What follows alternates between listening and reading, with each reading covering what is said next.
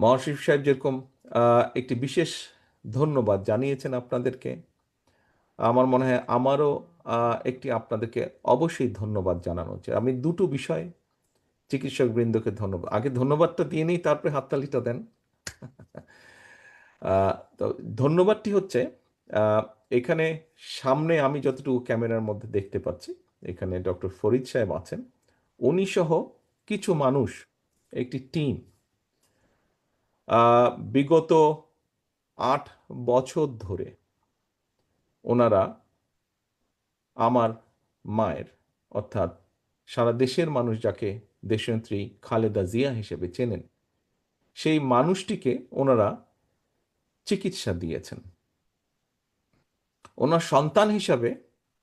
এবং আমরা যারা পরিবারের ওনার সদস্য, যারা আমরা এই সময়টাতে দেশে থাকতে পারিনি, সেই মানুষগুলো আমরা আমাদের অন্তরের অন্তঃস্থল থেকে এই কয়জন মানুষকে আন্তরিকভাবে ধন্যবাদ জানাচ্ছি। আমরা ওনার সন্তান হিসেবে, পরিবারের সদস্য হিসেবে যা করতে পারিনি, ওই কয়জন চিকিৎসকবৃন্দ যা করেছেন, আমার কাছে মনে হয়েছে আহ, কোনো অংশে কম নয়, ক্ষেত্র বিশেষে বেশি করেছেন ওনারা। সেই জন্য সামগ্রিকভাবে গোটা চিকিৎসক সমাজের কাছে আমরা অত্যন্ত কৃতজ্ঞ পরিবারের পক্ষ থেকে। সম্মানিত কাউন্সিলর বৃন্দ, একই সাথে আমি আরেকটি ধন্যবাদ জানাতে চাই আপনাদেরকে একজন রাজনৈতিক কর্মী হিসাবে। সেই ধন্যবাদটি হচ্ছে, বিগত 1 যুগেরও বেশি সময় ধরে আমরা দেখেছি দেশে কি ঘটেছে।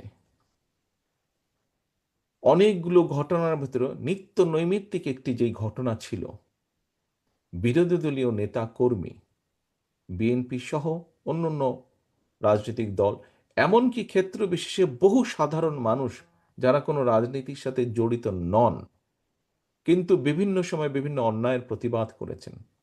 এবং প্রতিবাদ করতে গিয়ে এই মানুষগুলো বিভিন্নভাবে শারীরিকভাবে লাঞ্ছিত বা আঘাতপ্রাপ্ত হয়েছেন। আমাদের নেতাকর্মীরা তো অবশ্যই হয়েছে।